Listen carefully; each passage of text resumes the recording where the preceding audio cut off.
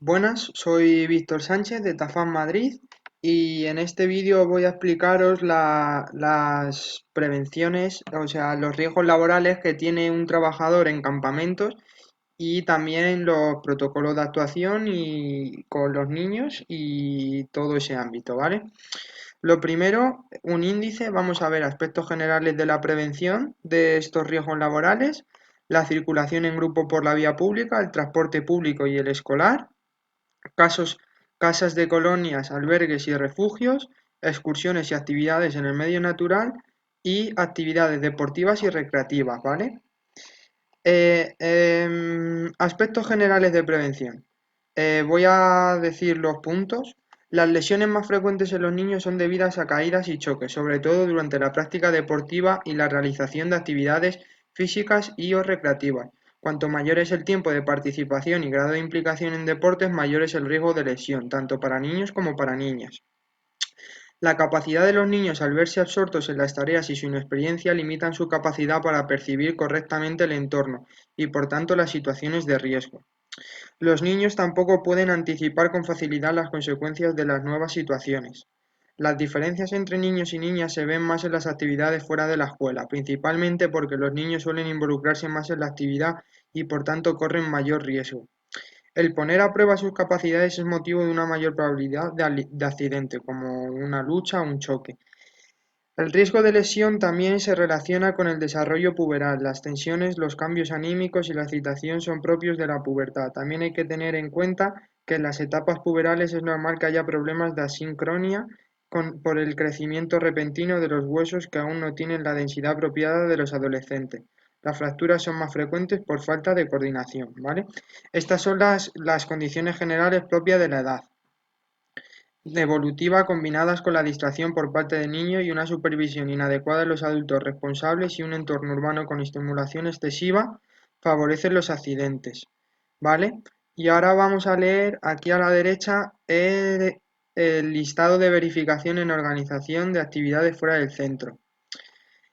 Primero, hay que disponer de toda la información del control necesario y llevarla en una carpeta o dossier siempre que se realice la actividad. Contendrá la siguiente información: alumnos, nombre y curso, información adicional como necesidades especiales. Familia, nombre y apellidos de los padres, teléfonos de contacto, identificación de las personas utilizadas para la recogida. El centro docente, los servicios de emergencia y seguridad, las empresas transportistas y la ruta. Segundo, hay que dejar una copia de la documentación a disposición del equipo o del gestor que coordina el servicio, asignar plaza fija a cada alumno que solo se podrá cambiar si el monitor lo permite, ajustar la distribución a medida que se va conociendo al grupo. Cuarto, explicar a los alumnos las normas de funcionamiento desde el primer día. Quinto, realizar un examen físico antes de participar que nos permita tener en cuenta las limitaciones de los alumnos y, así, poder planificar una actividad adaptada a sus necesidades. El sexto es crear un plan contra desastres con todo el equipo. Explicar qué puede pasar, encontrar un lugar de reunión fuera de la casa y fuera del vecindado, encontrar un contacto de la escuela, fuera de la zona, etc. Contacto con los vecinos para estar informados sobre posibles eventualidades. Séptimo, llevar el teléfono móvil con cargador de pared y para el coche. Octavo, establecer un protocolo de actuación para aquellos casos que en la familia no se presenta a recoger al niño. El monitor acompañante debe tener perfectamente especificada su situación. Noveno, explicar previamente a los menores las consignas para los casos de emergencia y verificar qué saben que hay que hacer. 10. Ningún niño deberá ir a una excursión o acampada sin autorización firmada por su padre o responsable. Vale, listado de verificación de aspectos generales. Verificar la cobertura del seguro. Segundo, enseñar a los miembros del equipo cómo y cuándo llamar a emergencias. Tercero, disponer de educadores que hayan hecho un curso de primeros auxilios y reanimación cardiopulmonar. Cuarto, identificar riesgos y sistemas de prevención y seguridad. Quinto, enseñar a los educadores a utilizar los equipamientos específicos cuando se dé el caso, como los extintores. El sexto, programar las actividades con cuidado y rigor. La programación deberá incluir aspectos generales como objetivo de la actividad, lugar y duración, consentimiento de los padres y tutores, tienen la información necesaria, número de alumnos y ratio, número de alumnos con discapacidades especiales y cuáles, responsables, etcétera. ¿Vale? Pautas de actuación. Llevar control de la asistencia de los alumnos pasando lista y anotando las ausencias. Anotar las incidencias. En ningún caso se puede permitir que una persona no autorizada recoja un alumno. Regulación preventiva. Hacer caso de las indicaciones legales y comunitarias de prevención de riesgos y sobre todo adaptar las actividades según la diversidad de alumnos. El siguiente es estar alerta, investigar qué puede pasar. Los monitores o responsables deben ser conscientes y actuar como modelos en todo momento. A partir de los 4 o 5 años se empieza a introducir reglas. La supervisión y el recordatorio de reglas debe ser constante hasta pasados los 8 años. Ante cualquier tipo de actuación prioritaria, la seguridad de los alumnos siempre y sin excepción. La siguiente es seguir el plan contra desastres y mantener informado al equipo de posibles eventualidades, modificaciones y cambios. La siguiente es, ante cualquier duda, siempre consultar con la persona o servicio correspondiente y nunca delegar y nunca asumir que otro se está preocupando la seguridad. Vale, pautas para los primeros auxilios.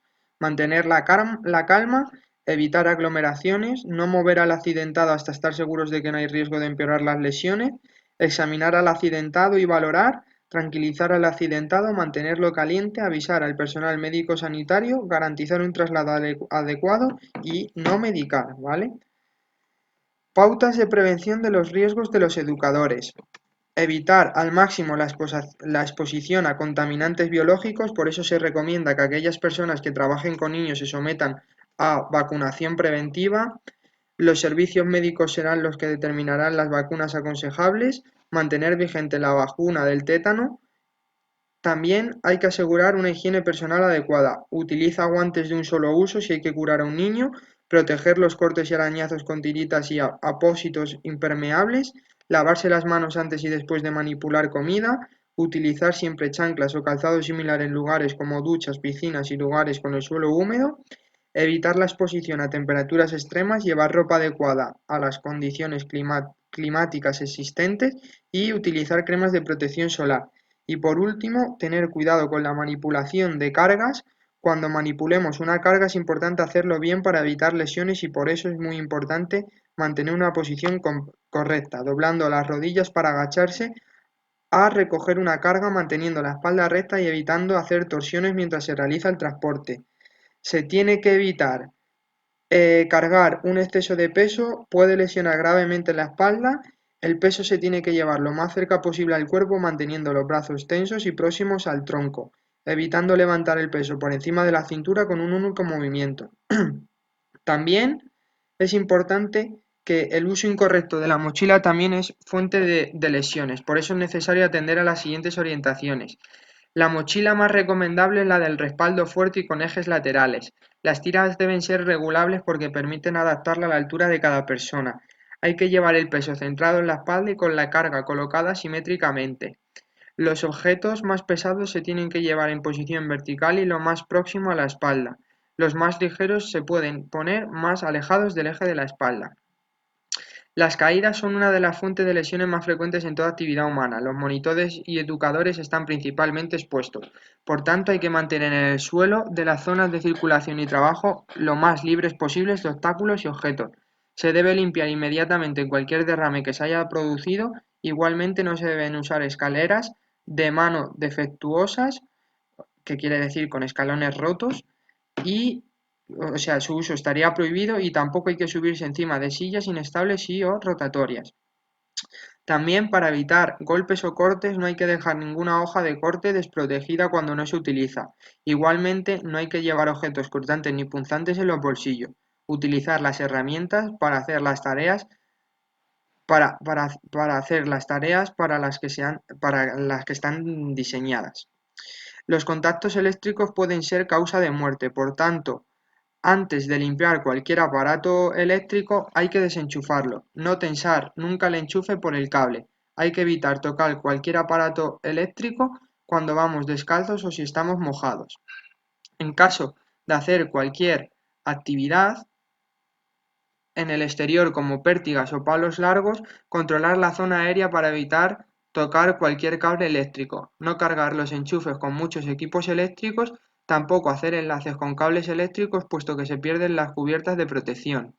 También hay que extremar las precauciones para evitar accidentes de tráfico por conducción de vehículos, controlar el buen estado del vehículo, cumplir las normas de circulación viaria, así como el límite de velocidad, no conducir a la defensiva, prever el itinerario y salir con tiempo suficiente. Todos los ocupantes del vehículo deben llevar el cinturón de seguridad. El conductor no puede hablar por el móvil. Si es necesario, se tiene que desconectar. No conducir bajo los efectos de alcohol, medicamentos o cualquier otra sustancia psicotrópica. También hay que evitar la exposición a sustancias nocivas o tóxicas o la manipulación de productos químicos peligrosos durante las actividades de los niños. ¿Vale?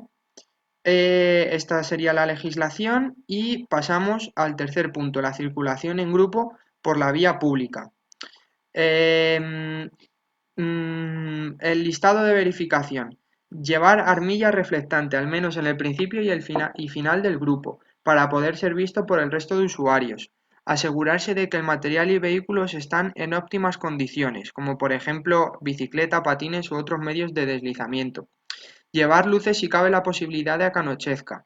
Las protecciones. Cuando se utilizan las bicicletas y otros medios de deslizamiento, pues llevar casco y rodilleras, coderas y todo ese material es indispensable. Son eficaces incluso en pequeños golpes.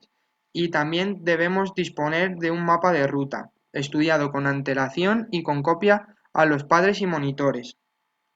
Las pautas de actuación serán prever los peligros que existen en el camino o desde la escuela, también en las excursiones, como el acceso al autocar, preparar una ruta segura, enseñar a los niños los lugares donde se puede jugar lejos de las zonas de aparcamiento de vehículos en movimiento, mantener a los niños lejos de las zonas con tráfico.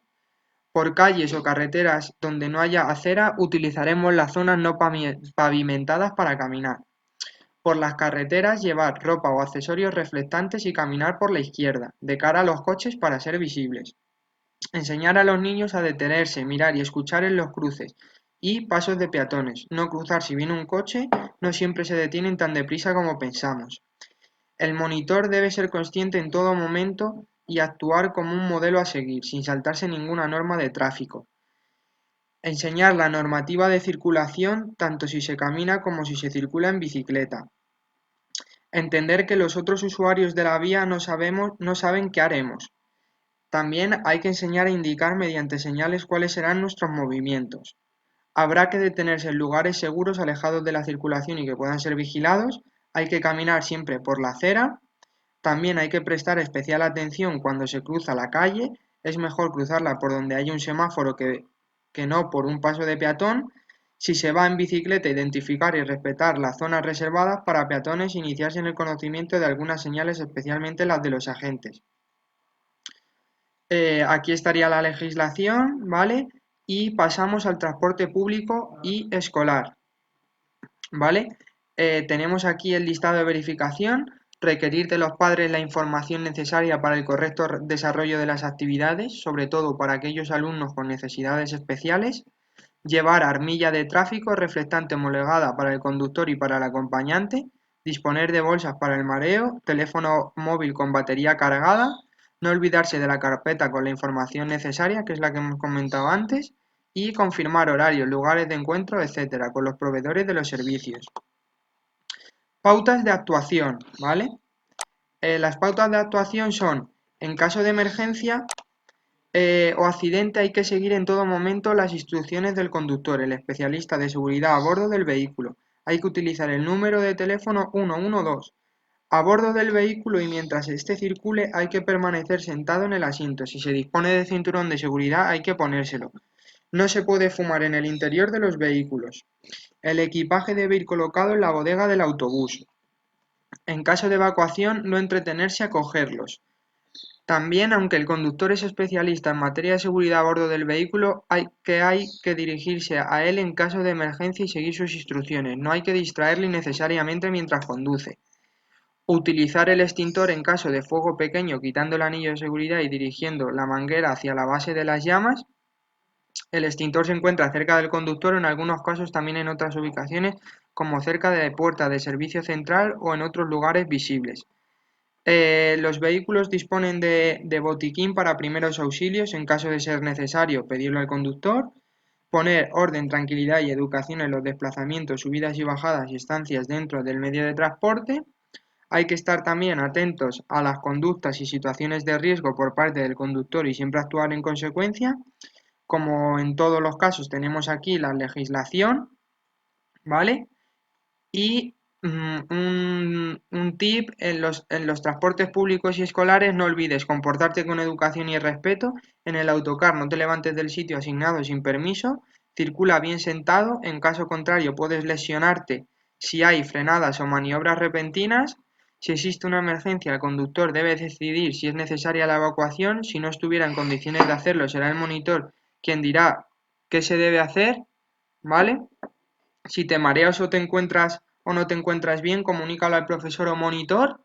Hay que estar atentos a las instrucciones de evacuación del vehículo en los siguientes casos: en caso de fuego o peligro inminente de fuego en el vehículo, si está en un lugar peligroso como un terreno resbaladizo o una zona inundada, cuando se estaciona en la carretera con riesgo de ser embestidos por otros vehículos y otras circunstancias del entorno que pongan en riesgo de quedarse bloqueados dentro del vehículo, ¿vale?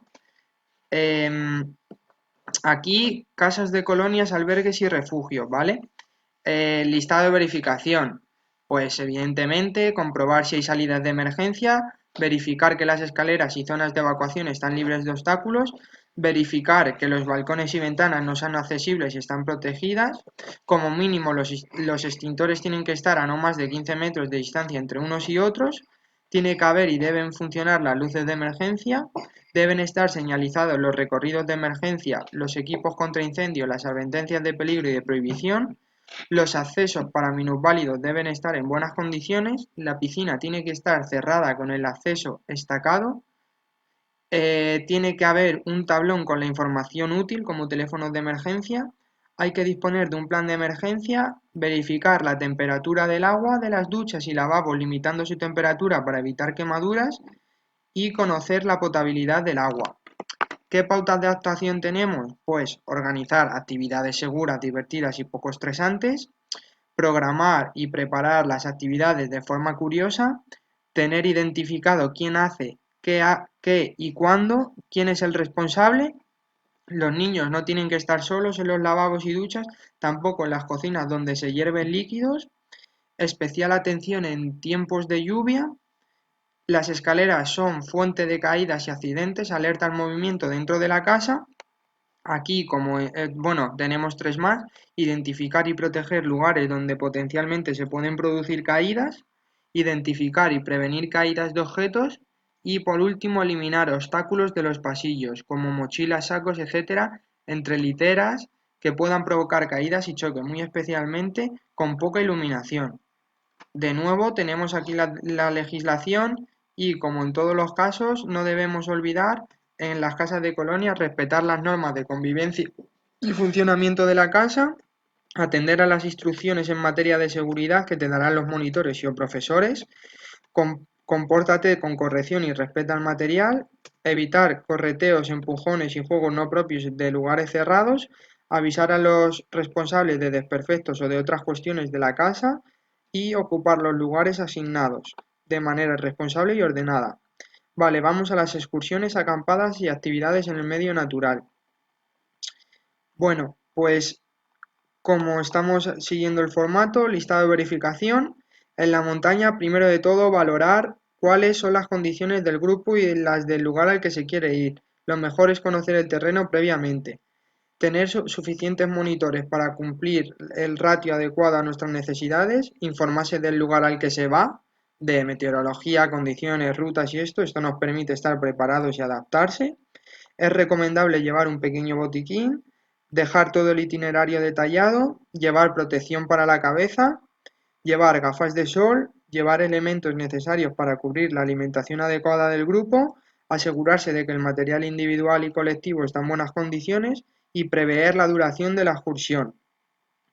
¿Qué pautas de actuación tenemos? Vestirse por capas. Varias capas de ropa delgada son más aislantes que pocas capas de ropa gorda. Permite poner y quitar las capas en función de la temperatura, así como cremalleras y botones para ventilarnos.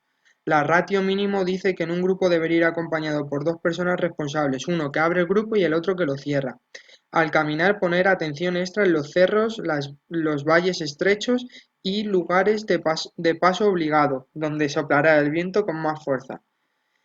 Velar para que el grupo pueda hacer una buena alimentación, evitar quemaduras solares echándose crema, no hacer actividades intensas con más de 28 grados o con humedad excesiva, aplicar crema, como acabábamos de decir, evitar el agotamiento, ajustar la actividad al nivel de preparación del grupo, que será el del miembro más débil, que puede ser el más joven, el peor equipado, el que presenta mayor discapacidad, por ejemplo.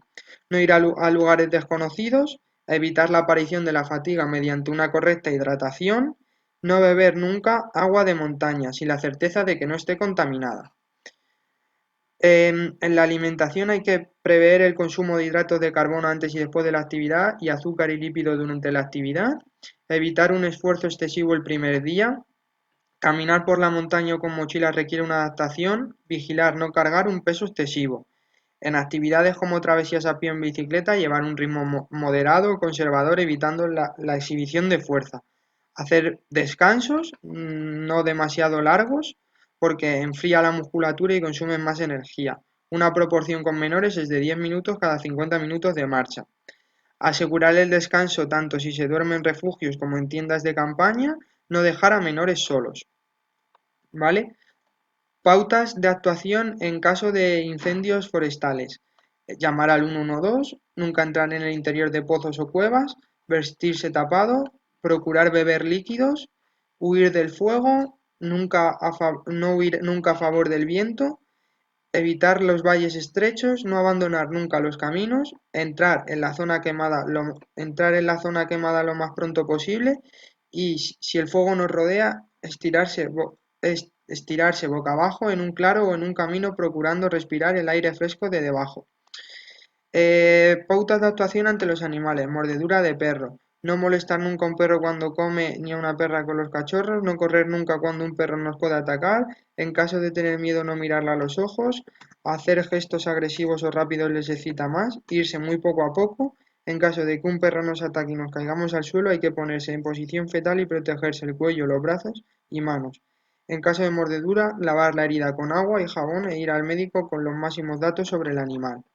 ¿Vale? Picaduras de insectos, alejarse de los nidos de los insectos, evitar la ropa de colores brillantes y evitar la ropa ancha donde se pueden meter insectos. Picaduras de serpientes, no levantar piedras ni hurgar en agujeros, en caso de ver una serpiente no acercarse ni hacer movimientos bruscos, si pueden haber serpientes llevar botas altas y pantalones largos atados. De nuevo tenemos aquí toda la legislación, ¿vale? Y por último vamos a ver las actividades deportivas y recreativas. Llevar equipo adecuado y adaptado a las características del niño, conocer el material y su instrucción de uso. Las zonas de juego tienen que estar preparadas para las caídas, pudiendo evitar ser desde alturas elevadas. También preparar el terreno para las caídas. Verificar que la zona de juego no presenta zonas accesibles con alturas elevadas y que el suelo sea el apropiado, sino adoptar medidas preventivas como delimitar las zonas de juegos y planear llegar a la zona de juego con el tiempo suficiente para hacerlo adecuado, ¿vale? Pauta de actuación, llevar agua, practicar los deportes según sus normas, enseñar a los niños cuál es el equipo necesario para cada actividad, evitar ropa que se pueda enganchar, utilizar correctamente las instalaciones de zonas del juego, enseñar a los niños que si se les cuelga algo en un árbol o zona tienen que avisar a algún adulto. Los niños más grandes actúan como modelos, las zonas de juego están al aire libre, protegerse del sol y aplicar crema protectora. El calentamiento prepara el organismo para el esfuerzo. Es muy importante asegurar la hidratación. Pautas para actividades de deslizamiento. Utilizar casco, adaptar el equipamiento deportivo a la edad y la experiencia del niño. Las fijaciones las debe ajustar un profesional. Explicar a los niños cómo hacer un autotest sobre las fijaciones y realizarlo en cada sesión. Los esquiadores principiantes deberán ir con un monitor y harán solo zonas para principiantes. Vigilar especialmente a los esquiadores sin experiencia y es recomendable que las lecciones sean llevadas a cabo por profesionales. Para el ciclismo, utilizar casco homologado. La medida de la bicicleta debe estar adaptada a las características del niño. Para actividades de larga duración y desgaste, utilizar equipamiento adecuado, llevar agua, antes de salir comprobar que todos saben ir en bicicleta, los ciclistas sin experiencia harán una ruta hasta que dominen las técnicas básicas, perdón, no harán ruta hasta que dominen las técnicas básicas, el ritmo deberá ser el del más lento del grupo y las rutas estarán adaptadas a las características del grupo.